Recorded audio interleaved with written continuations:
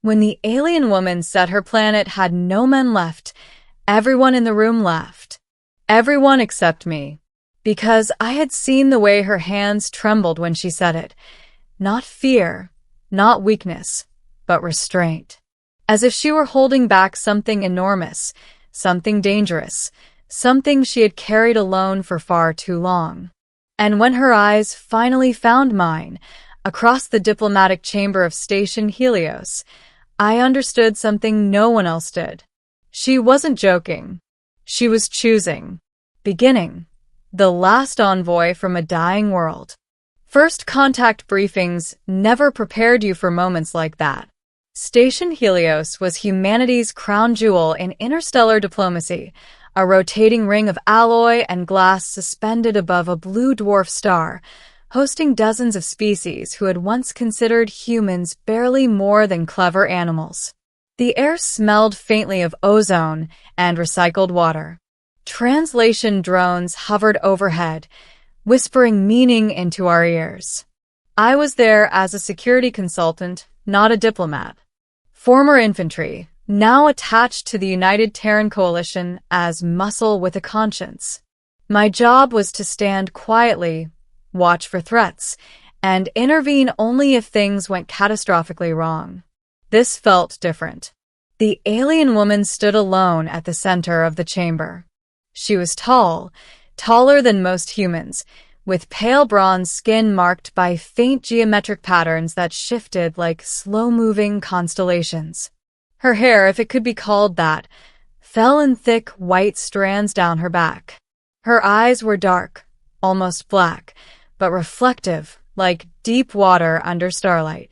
Her name translated roughly to Valeth of House Serine. She was the last royal envoy of Illyria. "My world is stable," she said calmly, her voice resonating through the chamber. "Our cities stand. Our technology functions. Our people endure." A pause. "But our men are gone." That was when the laughter came. Not cruel laughter, nervous laughter, disbelief. Some delegates exchanged glances, assuming mistranslation. Valeth did not react.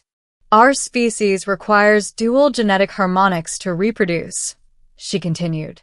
"Female Illyria alone cannot sustain population renewal. Our males were lost during the Starfall War." The room quieted. "Our allies abandoned us," she said. "Our enemies finished the rest. For 3 generations, we attempted artificial synthesis. Cloning failed. Genetic collapse followed." She inhaled slowly. "We have no men left." Silence settled like gravity.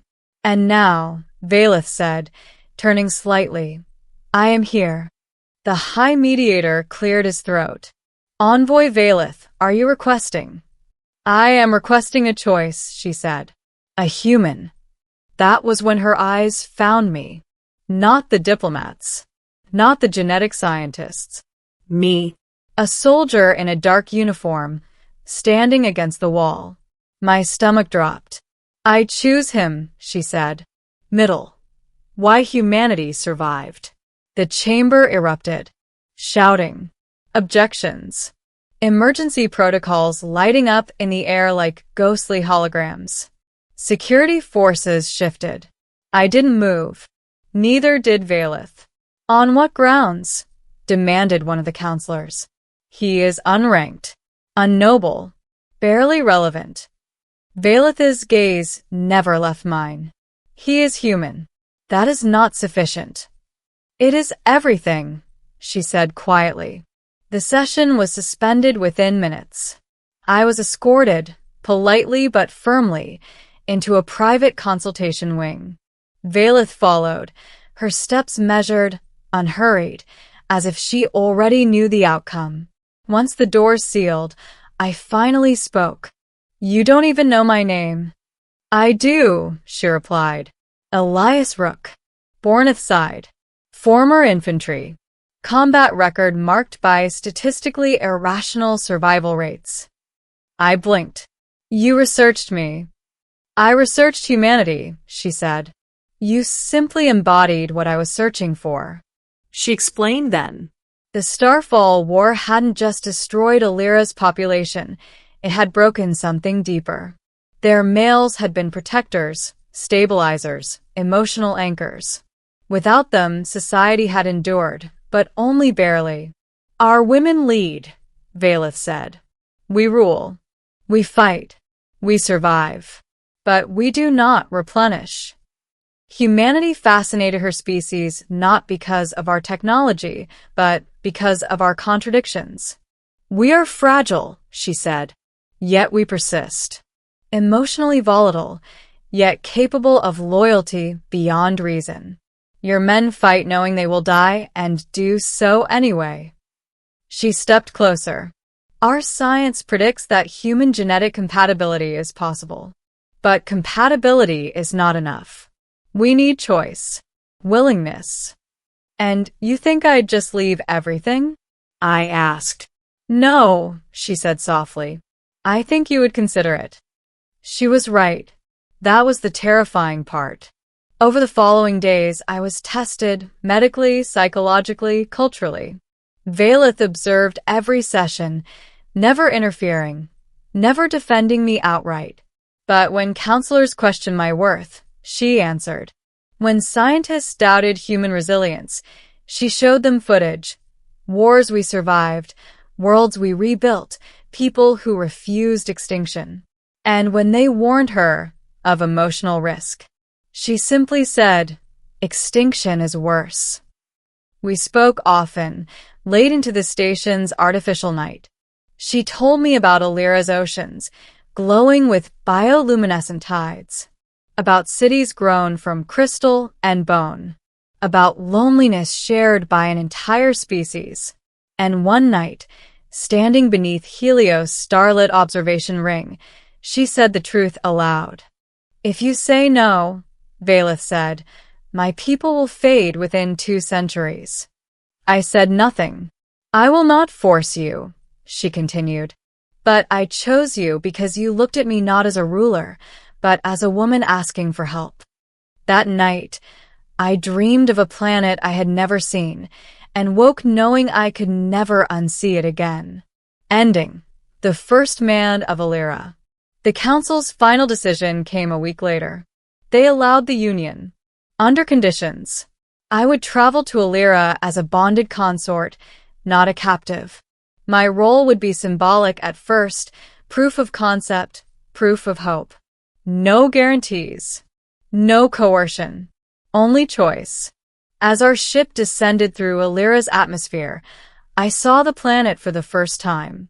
Vast oceans glowing faintly violet. Cities rising like living sculptures.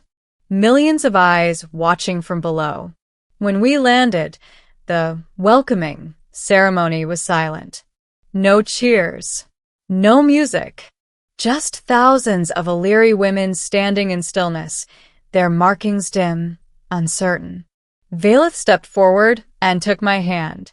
This is Elias Rook, she said. The first man to walk our world in 3 generations. A murmur rippled through the crowd. Not excitement, not fear. Hope. Life on Alira was not easy. I was watched, studied, sometimes resented, sometimes revered. Always alone in ways I had never known before. But Valeth stood beside me through it all. When my doubts surfaced, she listened. When the pressure became unbearable, she reminded me why I was there. Months passed, then a year, and one evening, beneath Alira's twin moons, she came to me with tears in her eyes. The council confirmed it, she said, voice trembling. Viability. Successful genetic resonance. I exhaled shakily. You mean? Our people will live, she said. That night, the planet celebrated, not with noise, but with light. Cities glowed brighter than ever before, oceans shimmering in response.